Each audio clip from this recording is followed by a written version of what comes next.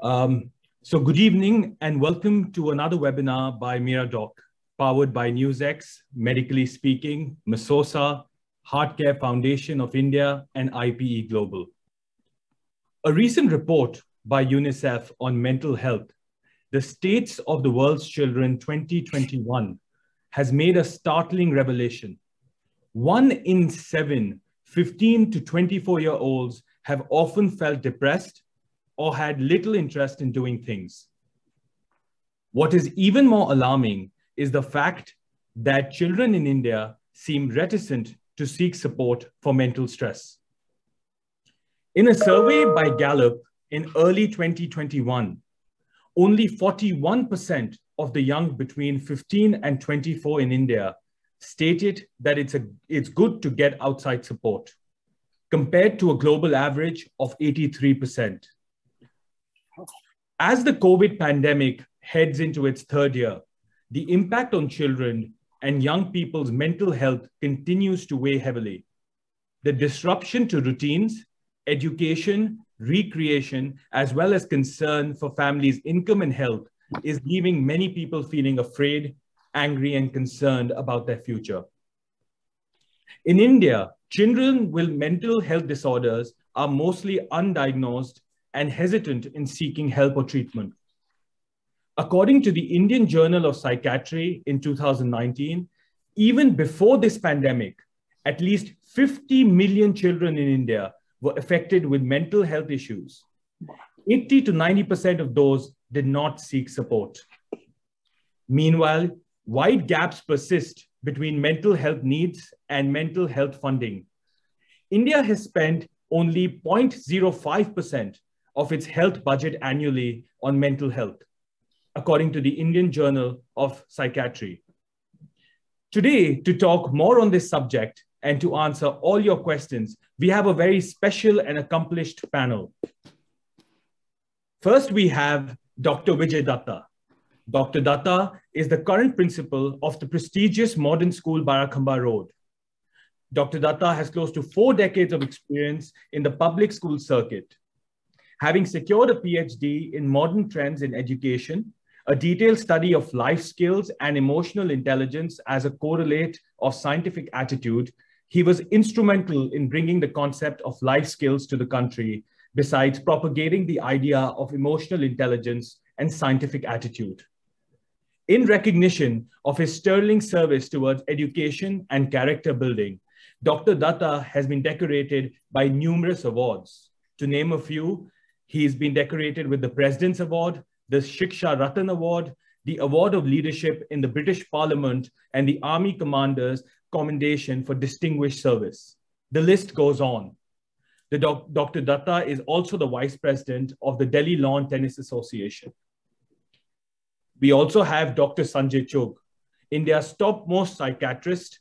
Dr. Chugh is a psychiatrist, a doting father, an avid quizzer, a JAM champ, and a learner, all rolled into one. He believes that there is no substitute for competence and efficacy.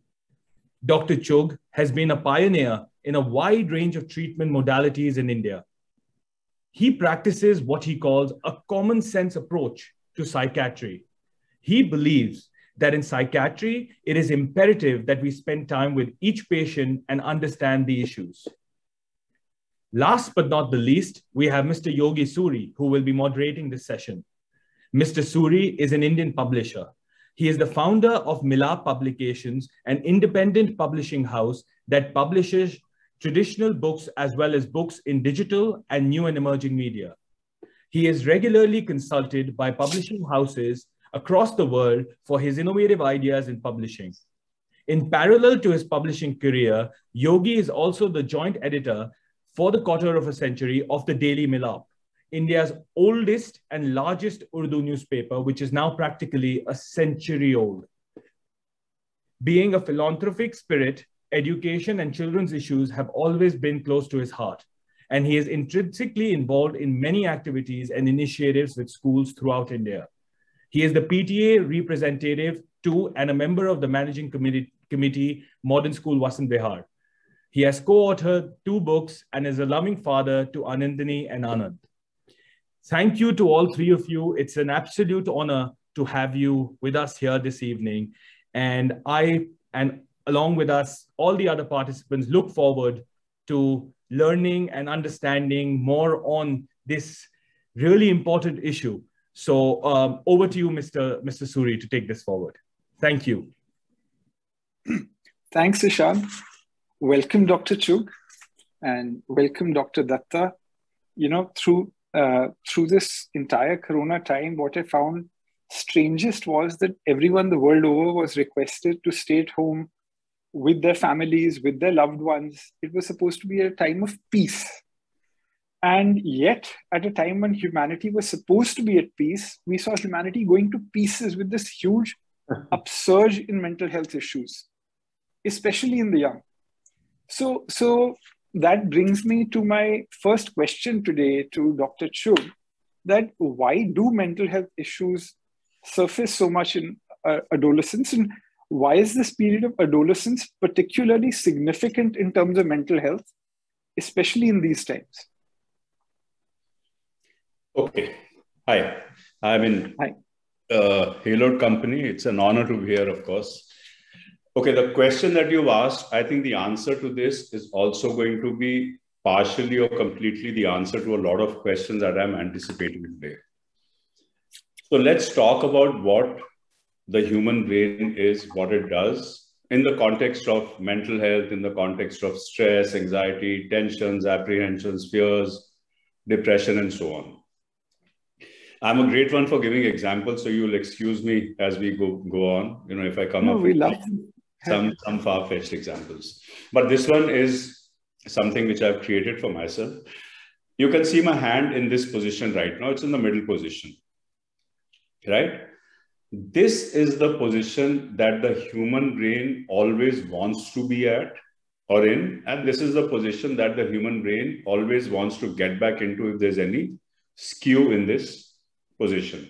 So this position is what we would call equilibrium. That's logical. The human mind, the human brain is in a state of equilibrium here. Now, anything that happens to us, it could be just about anything. It could be in our personal domain. It could be in our interpersonal or social domain. It could be in our occupational domain. It could be the other activities that we do. Anything that happens to us, it has an impact on the equilibrium of the human brain. And what happens is that the equilibrium starts to shift. Right? But the human brain has this intrinsic ability of bouncing back. Now, there is a word in English, which is resilience. The word resilience means the ability to bounce back. We use the word resilience in the context of the human brain's or the human mind's ability to bounce back from any kind of adversity, stress, anything that's happening to us. So let's say, the only time that you and I are going to be free of stress is when we are dead and gone. You know, I'm very fond of saying that the rock or the stone lying on the road outside my clinic, it has no stress. It can continue to lie there for it's probably been there for the last 1 million years. It can very happily be there for the next 10 million years if people don't kick it around. But while we are alive, we are never going to be in that blissful state. So our equilibrium is constantly in this state. Something happens, there's a skew in the equilibrium, the resilience gets us back. Now, in most cases, most times, most often, the brain does it effortlessly. But in certain instances, it is not so simple. Let's say some very major event happens to someone.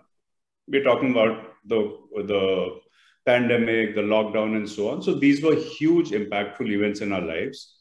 A lot of people, they coped with these events, they negotiated these events very, very well. But in some cases, what happened was that the impact was so large that it overcame the ability of the brain to bounce back or to exhibit resilience, and the equilibrium came here. So either there is one big event that takes place which distorts the equilibrium, or there is a series of small events that's going on in someone's life. The cumulative effect of those series of events is also huge, and that causes this. The third possibility would be that some people have an inherent weakness in their resilience, which could be genetically driven. So even where the resilience is weak intrinsically, something relatively minor might happen and it will cause this. Now, in all these cases, what you as lay people would call mental health problems, they would arise. What we know for a fact is that a child has certain coping mechanisms, which is, so in childhood, there are certain mechanisms which govern our resilience. As we keep growing older, we learn, there is experiential learning, our resilience mechanisms probably become stronger and hopefully become stronger. It is not necessarily the case in at all times. So an adolescent's coping mechanisms or an adolescent's resilience is stronger than that we see in a child. And adults, hopefully, is stronger than what we would see in an adolescent.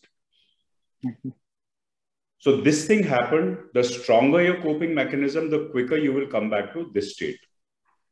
So this probably is an explanation for why we see a lot of problems or a lot of mental health related issues in childhood and in adolescence. Of course, adults have their own share of huge problems, small problems, and so on. So this is one possible explanation why this is happening. But this is the thing that I would want all of us to remember for the next 90 odd minutes, because any question pertaining to stress, I'm stressed, I'm hassled, I'm tense, I'm afraid, I'm apprehensive, is going to be answered using this as the basis. And the question then logically would be, how do we build our resilience? That we will discuss as we go on. Thank you. That's very wonderfully explained. So that, so this follows into a question of mine to Dr. Datta, that do you think these mental stresses are heightened in teens because of maybe peer pressure, or do you think that the pressure they feel to perform academically is present at the same time as the pressure to look cool and blend in, because that also is now a significant pressure on adolescent minds? Do you see it in school? Yes, absolutely. In fact, good evening, everyone. Thank you, Dr. Chugh, for introducing the topic so well. You used two beautiful words that I often use while addressing. One is resilience, and other one, of course, the bouncing back and experiential learning. Having said that, coming to your question in just a minute, I would like to briefly talk about that. It has been, of course, an unprecedented tragedy, a COVID catastrophe, and a viral apocalypse that has been during these harrowing times, which were very grim and morbid. As far as my experience goes, and I speak from my practical experience from ground, I've been dealing, adolescents fall over 3 decades, roughly 4th decade also coming to an end. So having said that, what I feel, yes, of course, adolescence in itself has challenges. Peer pressure has always been there. Pressure to perform, to do better than your friends is always there. It's inherent. Plus the parents, the helicopter parents, for example, always push their kids to perform better than the neighbor's kid, which is rather unfortunate. Like the psychologists always know and say that every child is different. So this kind of peer pressure is very much there. And even so in the present times, I will come back to it in a while as we go along the topic. Thank you, Dr. Datta. Ishan was mentioning there was this huge gap between mental health issues in adolescence and mental health issues in general, and the treatment that is sought.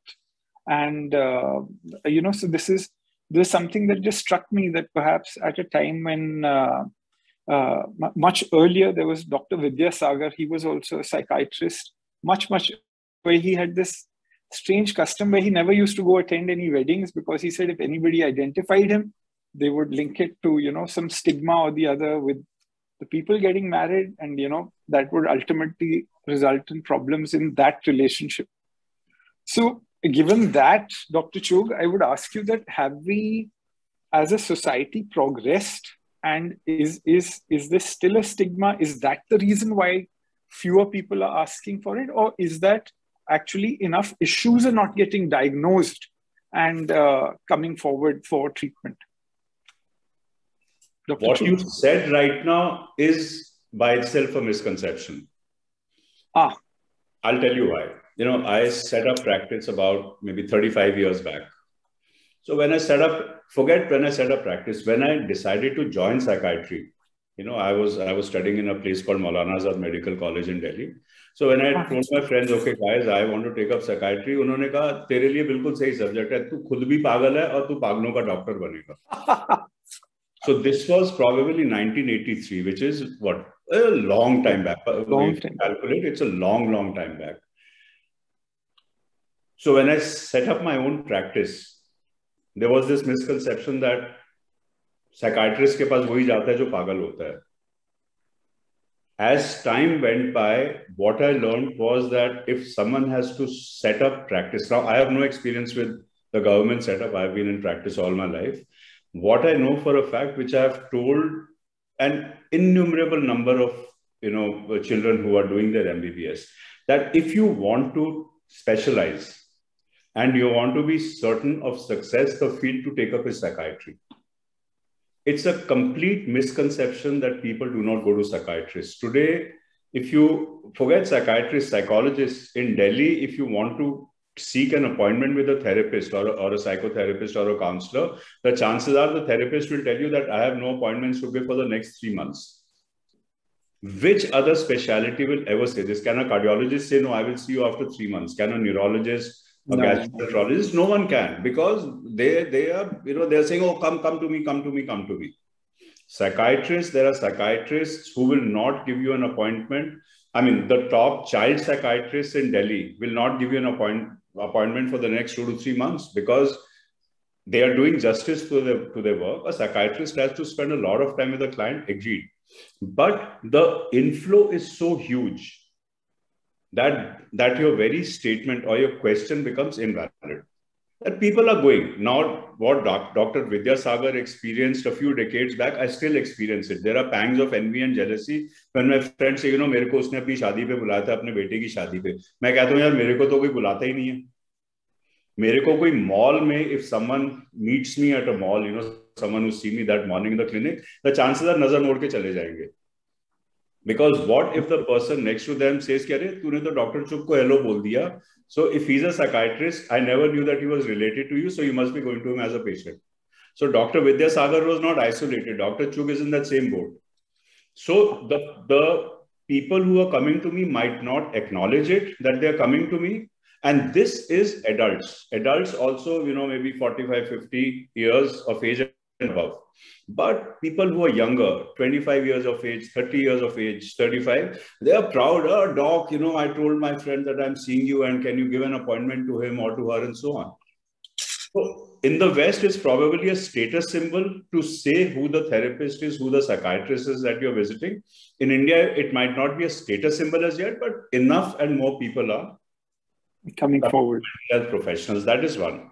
The second point, which I definitely want to emphasize upon is, Ishan right in the beginning said that, the awareness is low here and, people do not seek out mental health professionals or, they do not have the opportunities.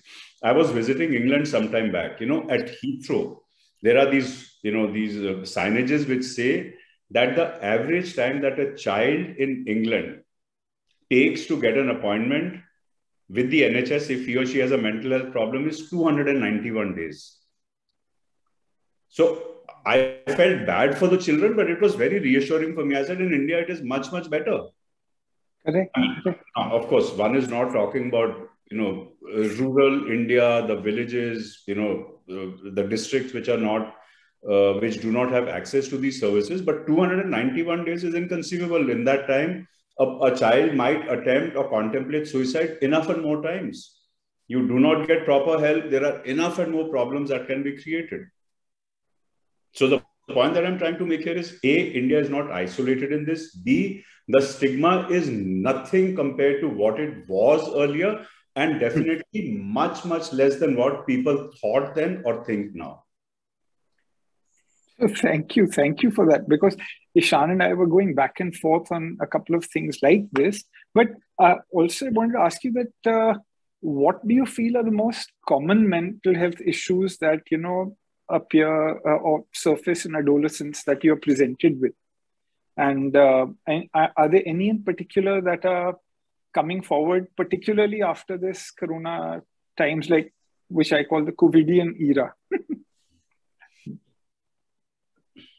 What are the usual problems that a psychiatrist would be expected to see? The commonest by far is a combination of depression and anxiety. So we see as much depression and anxiety in the adolescent age group as we see in the adult age group, or as much as we see in the geriatric age group. We are seeing much more of substance use, substances, chemicals, much more. I mean, in my clinic, we test for 23 different drugs. Wow. A child who comes to the clinic, some alteration in behavior, something or the other, you take a urine sample, we run a test for 23 different drugs. Why do we test for 23 different drugs? Because we expect to find all 23 different drugs being sold on the streets of India. And we are definitely seeing a huge upsurge in the experimentation with chemicals. Adolescence is the age when experimentation is expected. It could be with nicotine, caffeine, that's a very basic level, then alcohol, cannabis, and then these are what are called the soft drugs, and then there are the harder drugs. So this experimentation has gone through the roof. The problem with harder drugs is that even 2 or 3 times of use can make you physically dependent on the chemical. So that is something which has definitely increased a lot. Then adolescence is a period which is marked by a lot of emotional turmoil, and there's a huge amount of flux inside the brain because the adolescent brain is still an evolving brain. There are parts of the brain which are developing. There are parts of the brain which are not used or not required to be used so much. So there's a lot of pruning going on there. So it's a brain in a stage of development. So if you look only at, let's say, the interpersonal domain or in the context of relationships, I expect to see a lot of relationship-linked problems in adolescents. So these, I would say, would be the commonest problems that I, as a treating doctor, would expect to see. And in these times, what has increased, I would say that, there's been an increase to a certain extent in the anxiety and depression. But I personally, though, I mean, people are crying themselves hoarse that, it has really gone up and so on and so forth. I personally, in my practice, I have not seen such a significant increase because the numbers were already very high. And that's Dr. Datta will have seen enough and more of, examples of these problems. Of course, there are so many other problems. I mean, as a psychiatrist, I'm exposed to hundreds of problems, but these, I would say, would be the commonest. Right.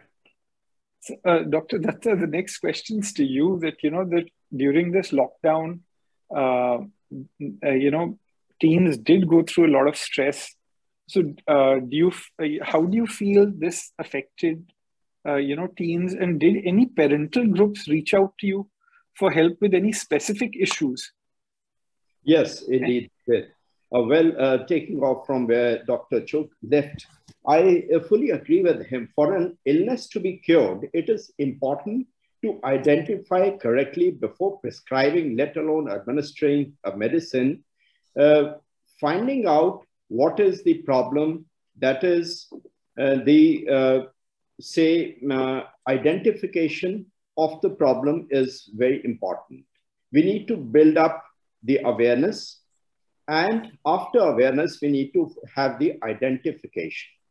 Of course, doctors have a different way of identification. We do it slightly in a different manner, and I'll talk about it. That is, we have these tests going along with the kids, the TET and the STET, for example. The TET is the thematic perception test, wherein we give them stories to write. In creative writing, there are open-ended stories where they end up with situations which kind of indicate a problem that they are undergoing. And similarly, the situation reaction test, in which they react in a particular manner which is not supposed to be or is normal for a student under normal circumstances. So these two kind of tests that we administer in our English tests, and of course, the counselor also deals with these.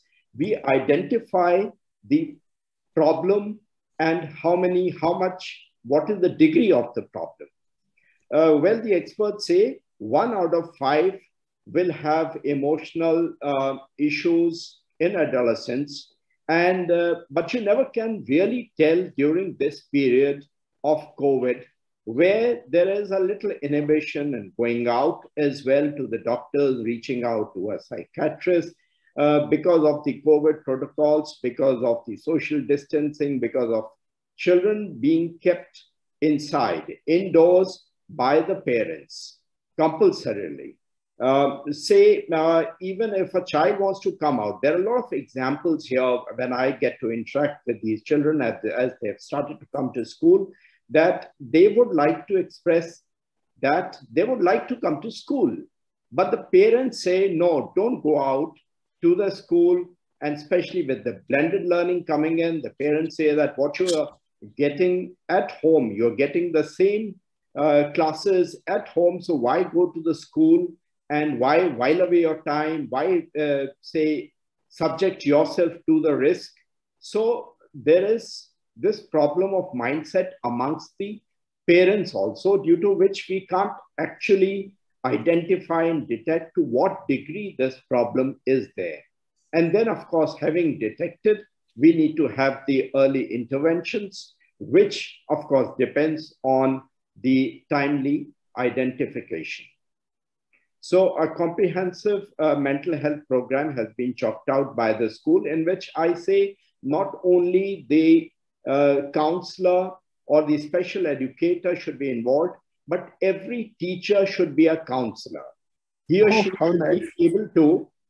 she should be able to identify and thereafter start with the intervention. And in cases of severe cases, it is brought to the notice of the principal that, look, this is what we feel that the child is undergoing this trauma, and we deal it at a different level. The special educator comes in, the counselor, the school counselor comes in, and we deal it differently.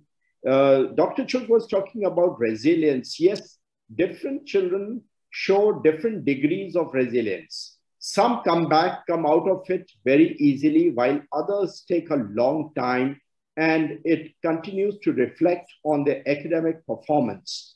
Their grades keep dropping, and when we notice that why are these grades dropping over the period of time, we notice that the child is undergoing some problem, some issue at home. There is this very famous, if I may briefly relate with you, story of Mrs. Thompson, who was finding this Gary, a particular child, as we may name it, his grades dropping over the period, his behavior going astray altogether, him misbehaving all the time. So she used to be scolding him all the time. Then comes the teacher's day, when everyone brings in some cards, every small gifts for the teachers, and this child brings in a small bottle of perfume, which was almost empty. And that is the time the mother realizes that, the teacher realizes that the child has lost his mother. So she wears a bit of that perfume and talks to him nicely. So the child Gary responds to Mrs. Thompson saying, "It is for the first time that you have smelt like my mother." So at times there are issues at home that we do not know that our child is undergoing, and therefore his, academic grades are falling, he's unable to perform, he's withdrawn, he's staying at home, and even at home, he doesn't come onto the online because he is just withdrawn altogether. So we need to know the background, the problem that the child is facing, and we are making an attempt. We must make an attempt to find out. There could be bereavements in home. There could be household loss of income. And of course, all the time wearing a mask and social distancing. All of these definitely have an adverse impact on the mind of a child. Well, thank you, Dr. Datta. And that was a wonderful statement that every teacher should be a counselor. I think that itself will, have a multifold impact on, the quality and the nature of education itself. So that's a brilliant thought. And thank you for that. And just you were talking about stresses and things like that. So, there's a lot of like alternative methods to handle stress that they talk about, like Vedic methods or pranayam. I mean, would you be considering any of those? Well, of course, it is a healthy mind in a healthy body. It is very important for a child to stay healthy. And this excessive screen time is doing a lot of damage. The ophthalmologists, of course, criticize this all the time, but we know they go on to these video games. Therefore, these boys' locker room, things like these happen because they go on to these kind of games, the Blue Whale and the PUBG, and also they should be taken away from all these, and they should be brought into things like fitness of wall squats, planks, jumping jacks, exercises that they can, strengthening exercises that they can do at home. In fact, we had conducted an inter-school competition where they had wall squats and planks and jumping jacks, different kinds of activities by which they could strengthen themselves physically. Yoga, of course, goes a long way in this regard. And then I always recommend the childhood games, the hopscotch, the marbles, the top, which are very important for a child to take him away from the screen. Even snakes and ladders and Ludo and card games are good in this kind of situation where they are locked in the confines of the four walls of home. But hopscotch and marbles and tops, I recommend to all my students. And I relate to them this particular incident. Well, I don't know, am I audible? Because... Yes. All right. So what I was saying is that I was relating the other day on the sports event when Mr. Kapildev was the chief guest for our centenary sports day, this particular incident that I always remember. He was playing in Australia and he was standing at a place fielding from where he could see only one wicket. And there was this run out chance, and he, in his quintessential style, picks up the ball and disturbs the furniture from a distance where he could see only one stump. And the commentator was really surprised to see that he could break the stumps from that distance. And as they would never surrender in their style, he said, the commentator went on to say, for Kapildev, must be playing marbles at home, meaning to say that he must be playing these childhood games, marbles at home. Therefore, he has such a nice aim, and it is a fact. Your hand-eye coordination is improved by all these things. I believe personally, these problems are increasing by the day because children are not playing these childhood games that we played while we were kids, the hopscotch, the marble, the top. All these really helped us to have a good hand-eye coordination, unlike the present times when they are mostly on the screen and playing the games like the PUBG and Blue Whale and so many other, in fact, games they play on the screen, which is a kind of interfering with their hand-eye coordination. And it is reflected by more and more problems, which keeps the special educator busy. Apart from the physical fitness, which I strongly believe in, we also promote the creative activities where drawing, painting, and quiz, puzzles, all these things are encouraged. They are taken into nature in a virtual mode. We play out music, we try and play out music of nature, sounds we like to bring from nature, because nature has a healing power. So we may not be able to like, otherwise we take them on treks. We are unable to take them out in the nature so much. So we create it. I tell my teachers to create these visuals, this impression that they are in the nature, by showing them videos where they are having a walk in the jungle, and virtual reality makes it happen. They can hear these birds from all around. They're walking in the pathways in the forest, and the sound of water falling, and all this heals their mental health in the present circumstances, where I feel in the four confines of the four walls of the home, they are under a lot of stress. Another thing I always promote is that they must have a faith in whichever spirit they believe in.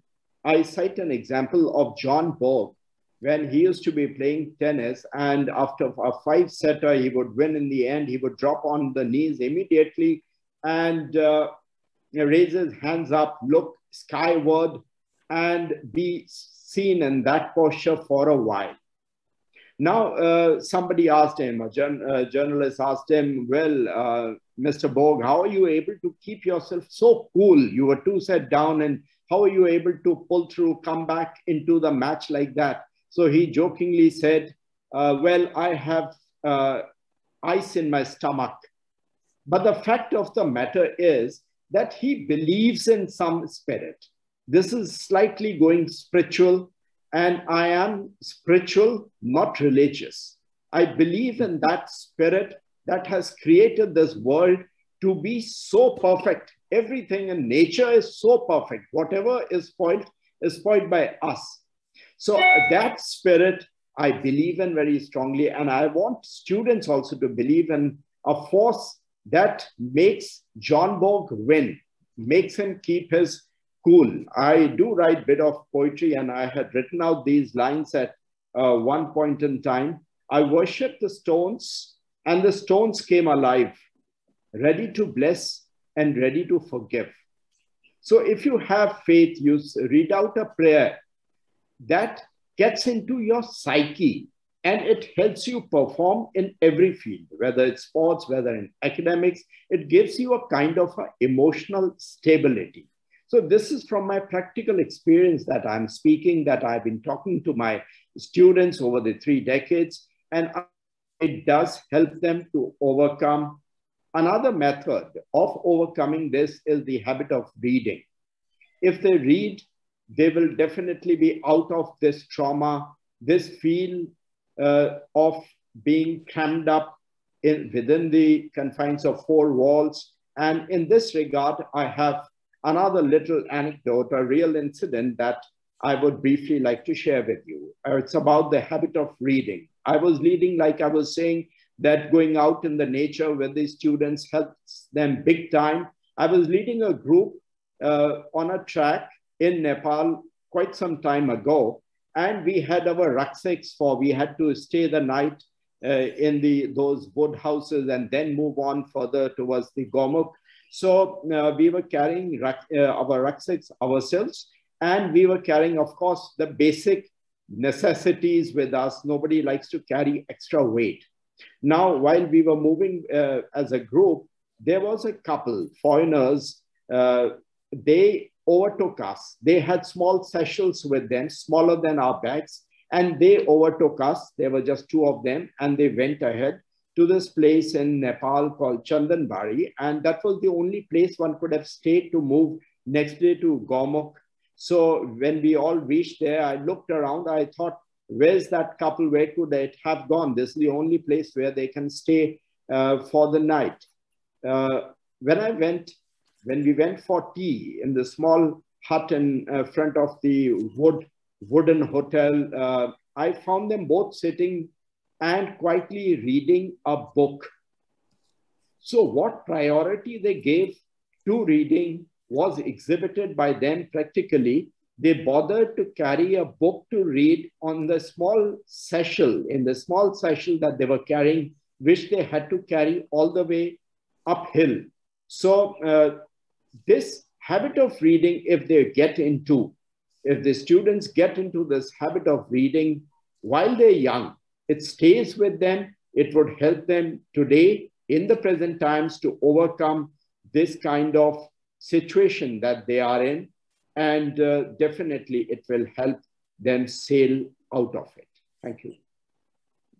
Thank you very much, Dr. Datta. I mean, screen time is now being viewed like a necessary evil. You know, you need it, but it's, you know, how good or bad it is for you, a lot like education. But we have a lot of questions now from, you know, parent groups and, you know, children about how to also cope with stress.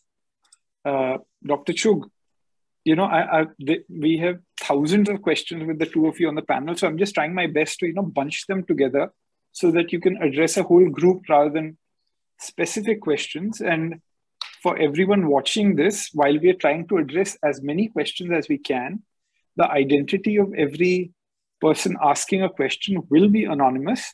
And in case any question cannot be addressed due to paucity of time, please write to us. We are going to request Dr. Chugh and Dr. Datta to address those later. But Dr. Chugh, over to you. Stress and anxiety in children. It is a major cause of concern. You know, people are writing specific things. And along with that, I would just like to add that, you know, very often what happens is that parents are, you know, saying that think happy thoughts, think positive thoughts, think motivational thoughts. At what time do we switch from, you know, giving motivational stories to actually seeking professional help in these cases? Over to you. Okay. I think I'm going to share my screen. You know, it'll help people understand when you talk about this stress and handling of stress. I think it's a very simple diagram which explains a lot of things. Let me see if I can locate it.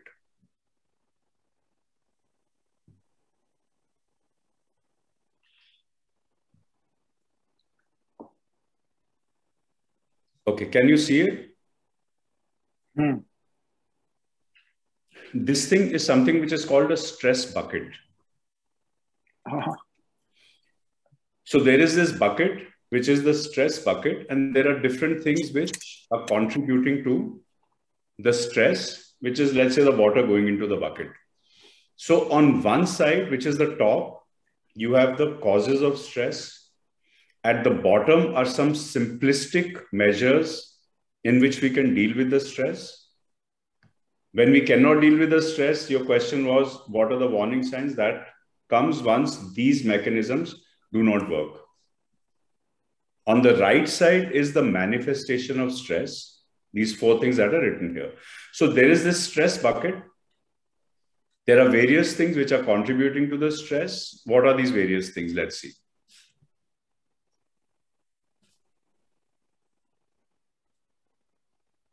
Financial pressures, which does not apply to a child, but we are talking about stress. There are adults also attending here. So the financial stress is there. If your diet is not good, it is not a balanced diet. There are occupational concerns. In the case of a child, there are worries about academics. There are health concerns. This is specific to COVID and COVID times, like you said, COVIDian times. Then there are family issues, relationship issues, interpersonal issues, which I spoke about earlier, that an adolescent faces a lot of these things. So these are some of the things that contribute to the stress bucket. They fill the bucket. Some of the things that help relieve the stress, the first thing, taking time out for things that you enjoy. It's a very effective stress buster. Practicing mindfulness. Mindfulness is a term which is used to describe a state of focused awareness. You know, if I'm going for a walk in the park, a lot of people are just walking, you know, they have their eyes fixed straight ahead, they have blinkers on their eyes. Mindfulness, if you are practicing at that time, you would become aware of the 50 different shades of green in the grass and the leaves and the trees and the plants around you. You become aware of the sounds of the birds. You become aware of the sounds of the crickets in the park, for instance. A lot of people are not living in the immediate moment. They are not living in the present. They're either living in the past, which means they're worried about what they have done and what has happened, or they are living in the future. They're worried about what could possibly happen to them. All of these things cause a buildup of problems. Another parent just... Sorry? So another parent was just asking that, while you were talking on it, what can parents do to help their children overcome stress? Yes, just coming to that. So good time management for a child, for a student, for an adult. Planning your day out, not only one day, but generally having plans in mind. Okay, today I'm going to get up at 6 o'clock. This is what I'm going to do. Having a good, healthy schedule to your life is again a very efficient stress buster. And finally, talking to friends and family. Dr. Datta spoke about the importance of teachers being counselors. What is this talking doing? The parent who's asking what they should or what they could possibly be doing to help the children decrease their stress levels. It is to be good listeners. The problems that I see with a lot of adults, it could be parents, it could be teachers, it could be anyone, is that people are impatient. They do not have the time, they do not have the inclination, they do not have the patience to listen to the child. They are in a hurry to pass judgment. The child just wants to talk, you are in a hurry to give solutions. The child does not want that. Maybe just talking is doing a lot to relieve the pressure inside the head. It's like a pressure cooker. If I'm cooking dal in my kitchen, what do? Pressure cooker liya, usme dal dali, pani dala, you put salt, you put kali mirch, lal mirch, haldi, pyaz, tomato. You close the lid, put on the weight, put on the gas. After 2 or 3 minutes, the water starts to boil inside, pressure starts to build up, and CT bajti hai. What is that CT? That extra steam or that extra pressure inside the cooker is let off, and the process of cooking goes on unimpeded, and you have delicious dal which is prepared. But if I am not a good kitchen person, if I have not cleaned my pressure cooker, especially that weight or that safety valve through which the steam goes out, the next time that I try and cook dal in that pressure cooker, I put all those things, dal, pani, pyaz, tomato, blah, blah, blah, put on the gas. Within 2 or 3 minutes, instead of that CT, that whole thing explodes. Very well said. Because the safety valve was blocked. I always tell parents, if a child is being brought to me in the clinic, if an adolescent comes, it's a very, very important part of intervention for me to say, I want to interact with the parents also. And this is what I tell the parents. You people don't have time to sit with your kids. There is this really ridiculous concept of quality time which came up some time back. I think quality time is a load of junk. It gives parents an excuse to not spend quantity time with the children. You come back, you say, I brought this. Oh, look, I got this iPhone 13 for you. So promptly the child excited opens the iPhone 13 and he sets it up, blah, blah, blah, and spends the next several days, weeks, months on that. The parents also sitting on their own iPhone 11s or 12s or 13s. There is very, very little interpersonal communication which is taking place, which is not allowing the child's brain to get rid of that pressure. And when that does not happen, these are the manifestations. If you look at the stress bucket, if the stress is below the lowest line, we say the person is relaxed. Koi chinta hi nahi hai, parwah hi nahi hai koi. If the stress level is between these two lines, we say, okay, you have stress, but you're coping well with it.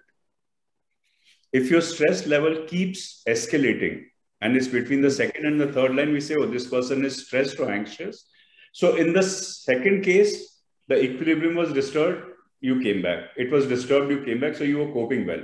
In this third case, your equilibrium is disturbed, there is inadequate resilience, and your equilibrium stays here.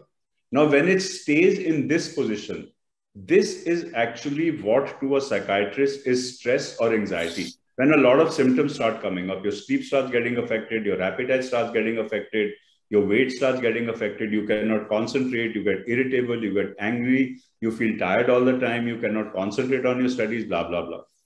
And when the stress level goes above this top line, when you are overwhelmed, that is the equivalent of having a breakdown.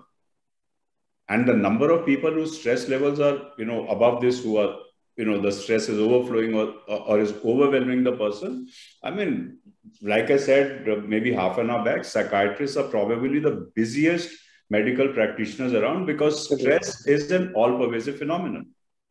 And then to the left of this very interesting picture is this unhelpful coping mechanisms. Oh, I'm feeling so hassled, I can't sleep. Let me take alcohol. My dad drinks, so he will not know. Let me take some gin or vodka out of the bar and I will put water inside the bottle. Or my mom takes a sleeping pill, or I don't even want to take those names here. Or she takes this pill because she can't sleep at night or she's hassled. So you start popping those pills. Or a friend says, you're unnecessarily getting worked up. Why don't you start taking charas or ganja? I mean, that is how this introduction starts. That's how this experimentation starts. And these unhelpful coping mechanisms actually start adding more water to the bucket. For that moment, you might feel that, this is the perfect solution to my problems. Actually, your stress level has just gone up. And this is what we need to work on. When, in spite of these 4 things at the bottom, you cannot handle your stress, you are at this level or you are at this level, where I said that your equilibrium has now come here, that is when you need someone like me. So long as your equilibrium keeps coming back, you definitely don't need to come anywhere close to me or to anyone in my profession. But, so a parent has just messaged me that, how do I know which line the child is at? Which what? Which one of these sections of the bucket, like coping well or becoming stressed or overflowing, because there is no indicator that as such that he can monitor. Or are there any specific indicators for them to monitor? For me, any behavioral change or any emotional change which comes in the normal functioning level of your child and which stays for a certain length of time is not only an indicator, it's a diagnosis that there is a problem. So if your child was generally a very peace-loving, happy, calm person and suddenly becomes irritable, angry, short-tempered, starts visibly looking anxious, is doing this all the time, he's tapping his feet all the time, he's chewing his nails all the time, cannot sleep properly, does not feel like eating, becomes asocial, starts avoiding social interaction, starts talking about negative things. I don't think I'm going to be able to do this. Nothing good ever happens to me, which means a feeling of hopelessness, or everyone else is so much better off than I am, feelings of inferiority or worthlessness. Or there are a lot of children who reach this stage and they say, I give up. There's nothing that I can do. That's a feeling of helplessness. So any of these things are very, very sensitive indicators that now, जो बोलते हैं ना पानी सिर के ऊपर चढ़ गया, तो वो पानी सिर के ऊपर यही है, ये लाइन वो सर है, जब पानी इसके ऊपर चढ़ गया, go to Dr. Chugh. Right, but that's because very well explained. At that stage, as a parent, you are not going to be able to bring this level down. True. And enough and more people have paid the price where either through lack of recognition or denial, no, मेरे बच्चे को तो problem हो ही नहीं सकती, या हाय psychiatrist के पास तो पागल ही जाते हैं, मेरा बेटा पागल थोड़ी है. I mean, you have anxiety, you're not mad. You have depression, you're not mad. But if you do not take proper intervention, I mean, the media is full of these case stories of people who had extremely negative thoughts, who have attempted self-harm and so on. It is not that it happened overnight. It's not that one night the child was absolutely fine. The next morning the child said, no, I don't want to live. And the child promptly did something. It never happens that way. Very well said. Very well said. And, so this is coming to the next part of it, a group of questions really, which is this increase in aggressive behavior. Now, we can apportion it to screen time. We can say being cooped up at home. But there is a group of parents have written about an increase in aggressive behavior. Why do you think it's happening and what can be done about it at home and when to come to you? Parents are the strongest, the biggest, and the most effective role models that a child has. Point number one, we find that aggressive children often come from aggressive homes. If the child is exposed to physical aggressiveness, is exposed to verbal aggressiveness, is exposed to emotional aggressiveness, the child very often will learn that this aggressiveness is a way to cope with my anxieties, with my conflicts, and with my stresses. As opposed to this, a child whose parents are relatively calm, they have a good, healthy relationship, is very, very unlikely to exhibit aggressive behavior. That is one. So to change a child, you need to make sure that you can change yourself. Ideally, if you can look ahead, you need to provide the child an environment which is free of this incompatibility and this disharmony.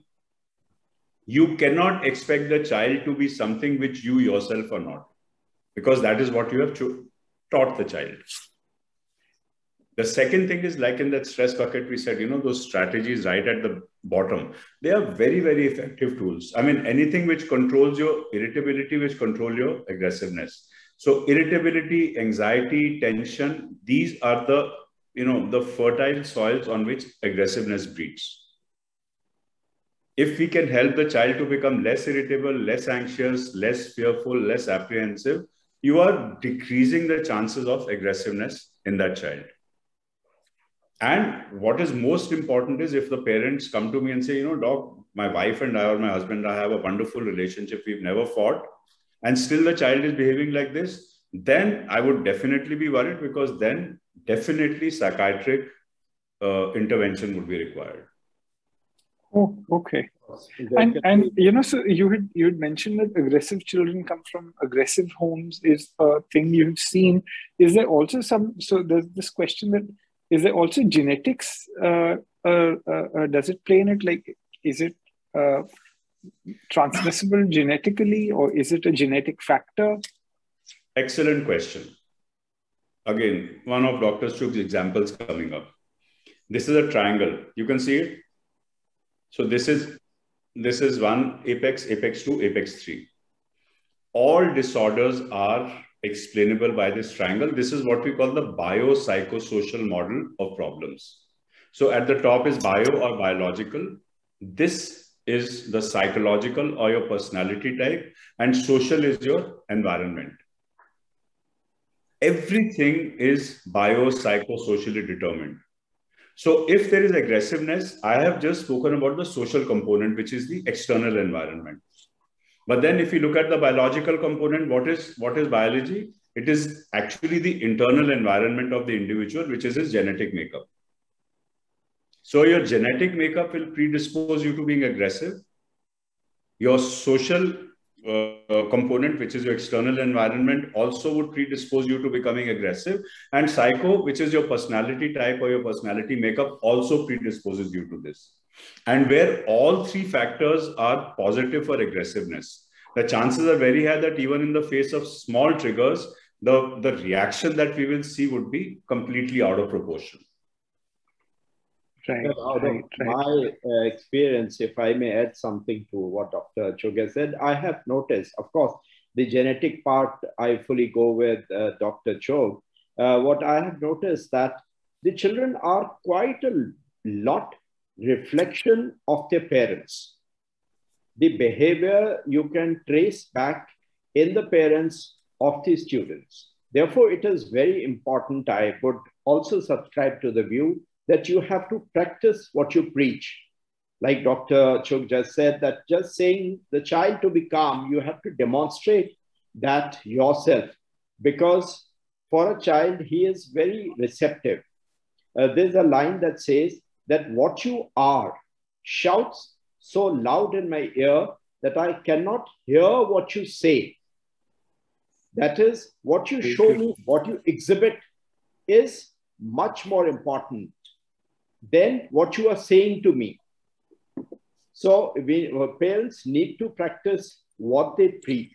It is purely a reflection of the parents, and it shows in the students. Even in the behavior, I have noticed the parents who are respectful towards the teachers, their kids are respectful to the teachers, as opposed to sometimes you find that there's a complaint from a teacher of a child's misbehavior. And when you meet the parent, you can realize why so. It kinds of transmits, whether genetically or by the behavior that they have been demonstrating, and the student has been subconsciously all the time following it. Therefore, I think personal, social, and the systems, all of them combine into the behavior of the child. Well put, sir. And that was very wonderfully said. That it shouts so loud I can't hear what you say. But also, Doc, the next group of questions is to do with childhood depression.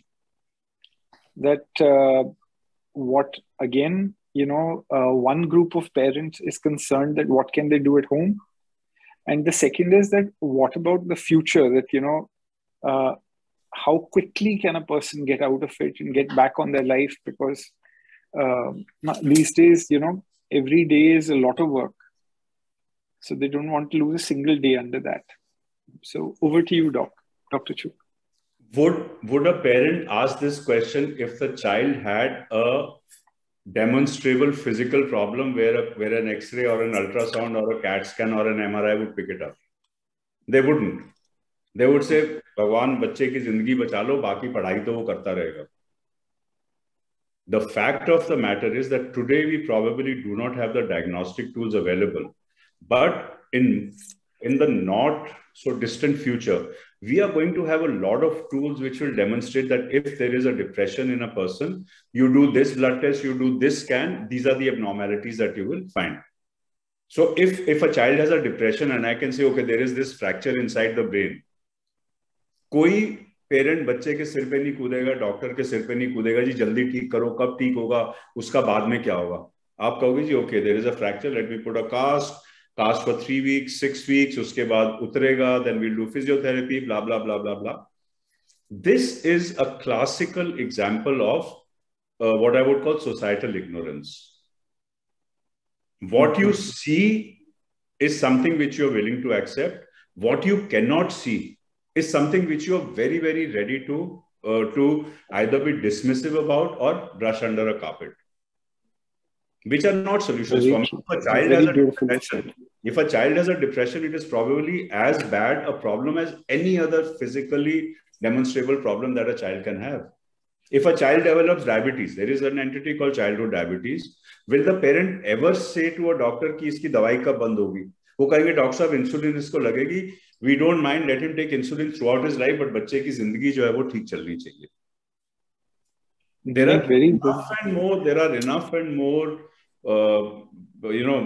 illnesses which are probably going to last for a long time, which people and parents are very, very willing to accept. They'll say, oh, why me, why my child? But once they have come to terms with that, they are willing to do whatever it takes to get the child out of that particular situation.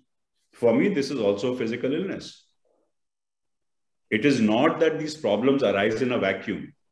Today, we do not actually, I've been using the word mind, but we do not use the mind any longer. Professionals like me, they just say these are brain disorders. These are not mental problems. These are brain disorders because there are enough and more circuits inside the brain. We know that in depression, these are the neurological circuits inside the brain which are defective. These are underactive, these are overactive. Enough and more. I see that Dr. Harsh Mahajan is here. He does so much of this work. Today you're imaging these neurological circuits, you are imaging neurological tracts and all to figure out the extent of the problem, to figure out what treatment to give, and then to also figure out whether the treatment is helping the person or not. Which is my answer to your question.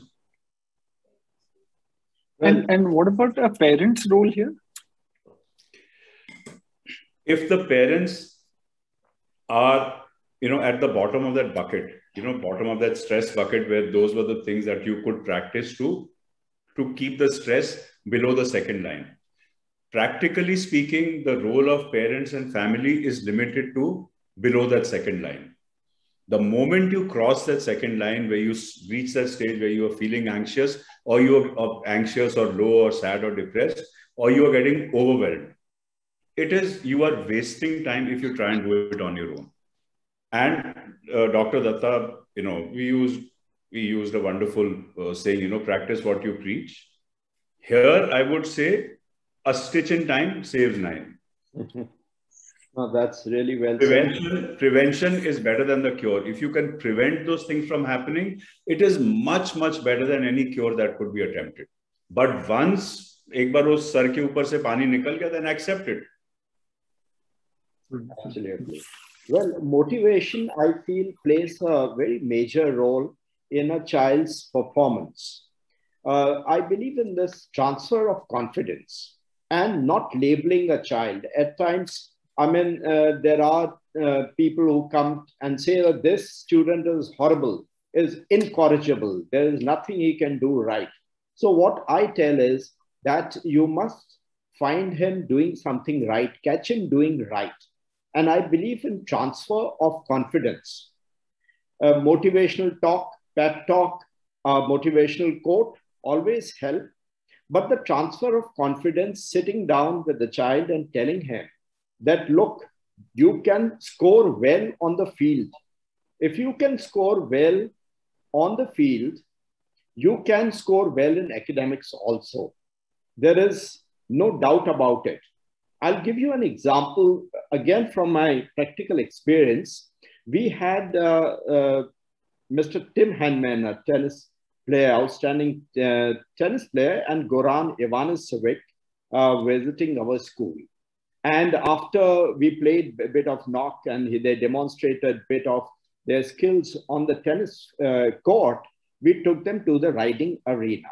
And we wanted to have a video, which is a little interesting, in which we seated Goran on a horseback. And also we wanted Tim Henman to sit on the horseback, and two of them rally the tennis ball from one to another with, of course, their tennis racket. Now, Goran was okay on the horseback, but Tim Henman was very nervous because probably it was for the first time he had sat on a horseback. He was very nervous, almost shivering. We told him, all we want you to do is have a little knock with Goran, and we handed him out a tennis racket. And the moment he had the tennis racket in his hand, suddenly his level of confidence grew. He was more stable on the horse, and he could rally for a while with Goran. Couple of, say, around 4 or 5 minutes, they continued to do that. And while he was doing that, he was not so nervous about being on the horse that he sat for the very first time. So this was, I felt, a glorious example of transfer of confidence, which I try to do for students. This transfer of confidence motivates them and helps them do things that they earlier thought they can't do. If there is a fear of maths, I catch him doing something right. I transfer his confidence from there to the subject where he is not doing well, to say that if you can do well there, you can do well here as well.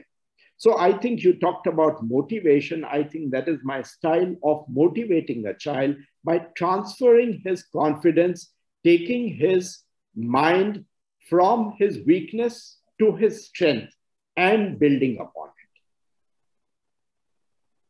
it. Well said, sir. Well said. And, so the next group of questions really would, I think, also involve the two of you asking questions to each other. That is to do with bullying. The person doing the bullying is one part. The person getting bullied also needs help. And that some part there overlaps, where parents are mentioning that the aggressive behavior is so much, it is leading to bullying even of the parents. Some children have written in that I'm just told stop being aggressive. I'm not trying to be aggressive, but that is the way everybody sees me as aggressive. So how would you address this, and what would you propose as a solution? One thing which Dr. Datta said right now, it makes a lot of sense, and I want to talk a bit about it. He spoke about labeling. You're a bad child. You are good for nothing. You are a loser, blah, blah, blah. This is the worst thing that a parent can say to a child, which is the trigger for another one of Dr. Chugh's famous examples coming up. Dr. Chugh and his... we enjoyed them. Dr. Chugh and his kitchen. Let's say, Dr. Datta and Yogi have to come to my house for dinner.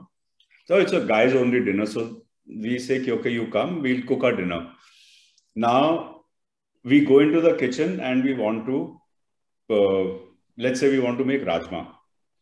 So जैसे पुराने ज़माने में वो फैरेक्स के डिब्बों में वो काली दाल, पीली दाल, मसूर की दाल और चने, लोबिया, राजमा वगैरह डले होते थे. We decided to make rajma. So वहाँ पे 25 डिब्बे पड़े हुए थे. Now my mother had labeled only 1 or 2 of those डिब्बाs. She forgot to do the rest for some reason. So एक के ऊपर लिखा हुआ था लोबिया, एक के ऊपर लिखा हुआ था चना. So हमने क्या किया कि हमने 23 डिब्बे खोल दिए looking for rajma and we could not find rajma. And finally we opened कि ऐसे यार पता नहीं क्या चुक का घर है, तो लोबिया खोल के देखो, amazing that लोबिया का डिब्बा contained rajma. I was that not one of the first 24 boxes that we opened because there was a label there. It said lobia, so we said, it must have lobia in it. Similarly, when you keep telling a child, you are good for nothing, you are a bad child, you are a loser, you are aggressive. Let's say I have invited some people over for a party and I have my child who does something, playing with a ball, breaks one vase which is kept in the living room. Now, what I do is I start screaming at the child, you are so horrible, you're such a bad child, you're always doing this. The other 10 guests who are there, they immediately learn that this child is very bad, is horrible, is good for nothing. Because that is the label that I as a parent have put on the child. And after that, whenever they will see that child, the first label would be lobia, lobia, lobia, lobia, lobia, whereas actually the child might be rajma. Now, this also told this almost on a daily basis that you are a loser, you are good for nothing. What does the child see when he or she sees himself or herself in a mirror? Loser, good for nothing, aggressive. Labeling is the worst thing that a parent can do. Okay, a child has broken a vase. The thing to say is, what you have done is bad. You are not a bad child. Okay, you've done something which is bad. I have done enough and more things in my life which are bad. It's not कि मैं दूध का दूल्हा हूँ and my child is the child who has discovered how to do bad things. This is the difference. Do not label your children. Talk about the activity, talk about the deed, not about the individual. So if a child, like you said, Yogi, that one child has written that everyone calls me aggressive and all, maybe it started off from here. And then the child's mind said, oh man, if everyone thinks I'm aggressive, then let me be aggressive. Absolutely. It's a very, very distinct possibility. I see it happening all the time. And now if we move from being aggressive to being a bully, for me, all of us have a mirror inside our brains in which we see ourselves, which is what we call self-image. We can call it self-image, we can call it self-concept, we can call it self-esteem. If my self-image is positive, my self-concept is positive, if my self-esteem is high, what does that mean? That I keep myself on a certain pedestal. I keep myself at this pedestal, and if children around me are at slightly lower, slightly higher levels, it does not bother me, I'm happy. But if I am seeing myself at a low pedestal and everyone else around me seems to be on a higher pedestal, it does not go down very well with me. And so to bring myself up to the pedestals of my peer group, to the pedestals on which I see my peer group being, I have to do something where I feel I'm better than they are. So I drag up the pedestal that I find myself on by becoming a bully. So for me, a bully has huge issues with self-esteem, with self-image, with self-concept, with self-confidence. And he's seeking to rebuild these through unhealthy activities. Because for some reason, those healthy activities that he is possibly capable of, they have not done too much for him. This is the bully. Then the victim. If a child allows someone else to bully him or her, he starts putting himself on a lower pedestal.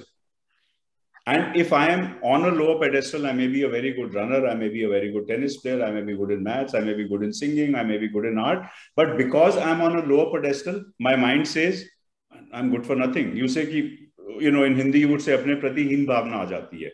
Feelings of inferiority come. The more I am exposed to bullying, the more I tolerate it, the lower my pedestal goes. So this is the genesis of aggressiveness, of bullying, and of being a victim. And I think Dr. Datta can share.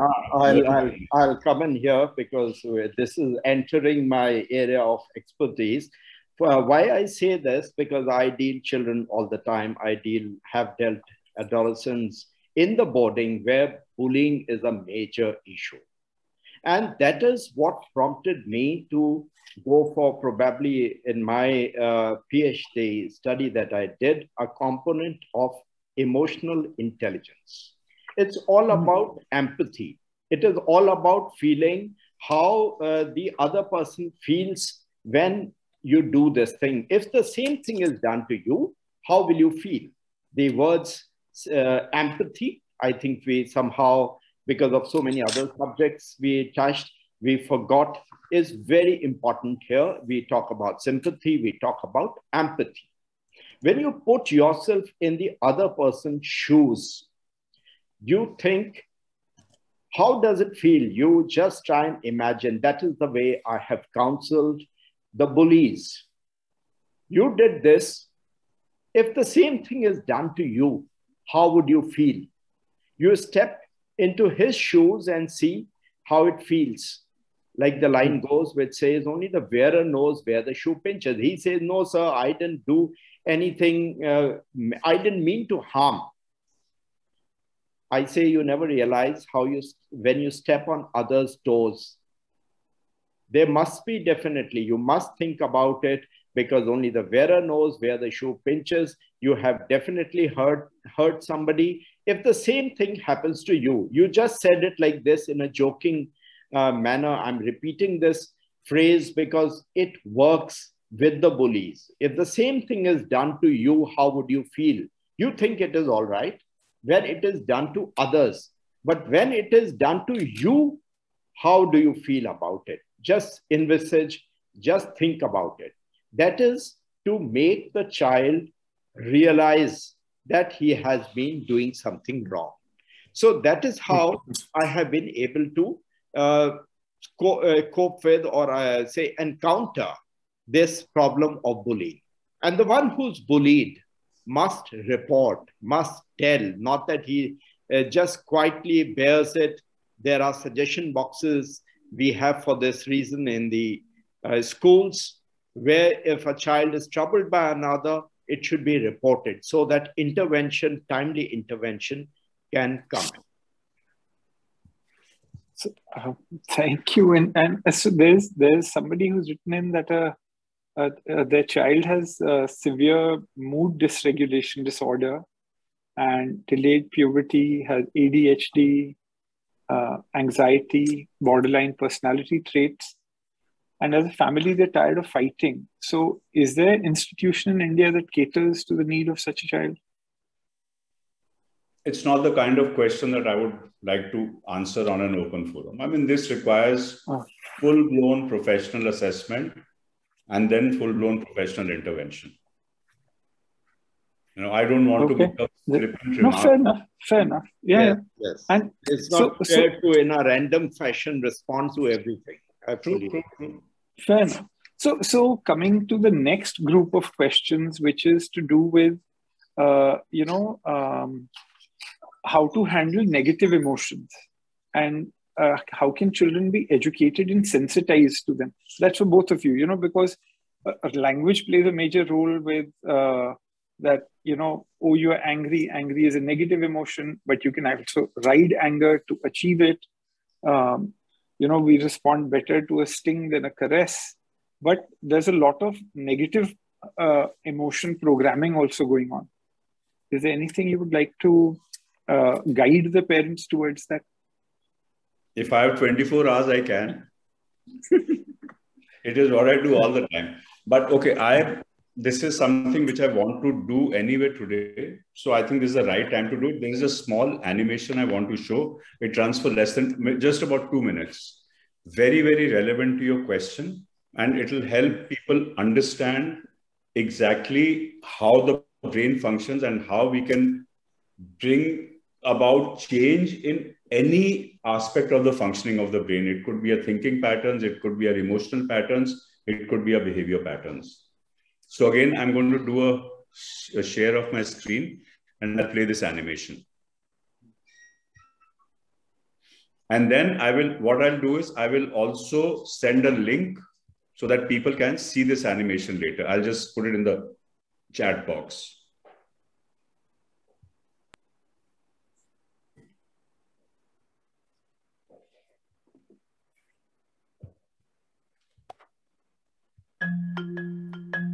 Let me, 1 second.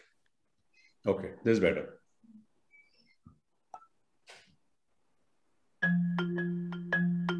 Not so long ago, many scientists believed that the brain did not change after childhood, that it was hardwired and fixed by the time we became adults.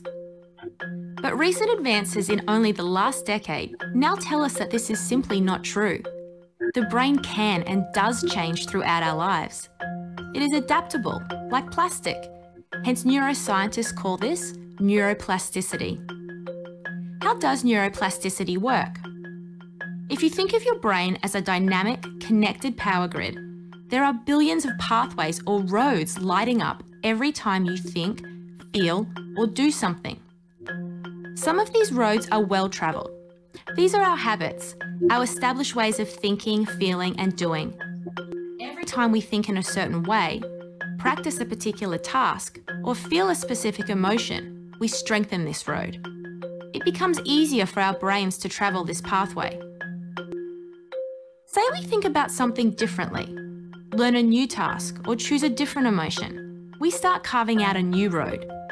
If we keep travelling that road, our brains begin to use this pathway more, and this new way of thinking, feeling, or doing becomes second nature. The old pathway gets used less and weakens. This process of rewiring your brain by forming new connections and weakening old ones is neuroplasticity in action. The good news is that we all have the ability to learn and change by rewiring our brains. If you have ever changed a bad habit or thought about something differently, you have carved a new pathway in your brain and experienced neuroplasticity firsthand. With repeated and directed attention towards your desired change, you can rewire your brain.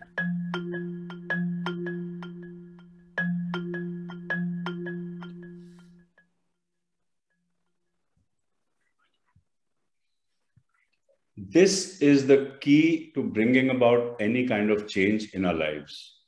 Now, what has been shown here is that everything that we either think or feel or do is essentially a neurological function. These do not exist in a vacuum. They do not arise in a vacuum. The more you do something, the stronger the hardwiring inside your brain, and the more it becomes your second nature or your default nature. Now, what they've shown in this animation is that, let's say I started feeling a certain way and I continue to feel that certain way. It started off as a thin white road. I kept walking down that path over and over again. It started becoming thicker and thicker, broader and broader, and it became second nature for me to feel that way. And one fine day, I realized that, oh, this is a bad road for me. It's an unhealthy road for me. When I decided that this is an unhealthy road for me, I needed to start carving out a new pathway, which was shown as the yellow pathway or the yellow road in that animation. So initially, it started off as a very thin footpath kind of thing. You start forcing yourself to walk on that yellow footpath. It becomes a slightly bigger road. It becomes a village road, a town road, a city road, becomes a highway, becomes an expressway. And one day you reach a stage where your second nature is now this yellow path. And at the same time, as we saw in the animation, the white road has disappeared completely. And there is a saying in English, I've learned from Dr. Datta, that it's good to use sayings. If you don't use it, you lose it. So you stop thinking in certain ways. I mean, you try to stop thinking in certain ways, eventually you lose those thought patterns. You try and stop feeling certain ways, you will lose those patterns. You stop behaving in certain ways, you will lose those patterns, which is how habits change. Now, what I'm going to do is I'm pasting the link here, and people who are interested, what they can do is, give me a second. What they can do is they can whenever they want to, whenever they have time, they can just click on this link. It's a YouTube link. And, if understanding it was slightly difficult, the language, then like Netflix and Amazon Prime have taught us, you can put on the subtitles and they do the job for you. So this is the link. It's something which I would recommend very, very highly to everyone. Today, I've learned about neuroplasticity only in the last 5 or 6 years. Today, my entire practice is based on the applications of the principles of neuroplasticity. You can change whatever you want. Positive disposition, yes, definitely makes one hell of a difference. And moving on from the subject of bullying, I think if a bully starts thinking positively, he doesn't remain a bully. So somewhere scientific thinking also I bring in briefly, as I believe it contributes towards positive thinking. The superstition and such thoughts are kind of negativity. And when you start thinking scientifically, then you get more and more positive. That's another dimension of it. But generally speaking, it is how you look at things. Two people look at the same thing and would see different things altogether. A person might say that, rose bushes have thorns. And another person says these thorny bushes have roses. So how you look at those things, are you looking at the thorns in your life or are you looking at the roses? I think we need to train our students, adolescents, to look at roses, to think of things that are positive. And having a good thought for others, for your peer group, for your batchmates, for everyone around you, helps yourself. Having an ill feeling, sometimes too much of competition also that is thrust upon students, also leads to negativity. Because it is when you have an ill feeling for somebody, it is like burning your own house to kill a rat, which should not be there. You should have good feeling about everyone, or think about everybody's well-being, and that is how your mental health improves. We have programs where the children go out and distribute medicines, and they go out and give out food to the poor and help the needy. They are having Ask to Mask, a campaign where distributing masks to the needy, giving out food to the hungry. These things it's more for your own self than for the ones that you are giving out to, because it helps towards your well-being. It has that positivity about you. So when you give out, I always tell my students, remember this, when you are giving out, distributing food, distributing medicines, it is definitely for them. They thank you, look at the smile, you have made them happy, but it is benefiting you more because it is bringing in positivity. The gratifying feel that we get is leaving us as a gainer, and it kind of propagates positivity all around.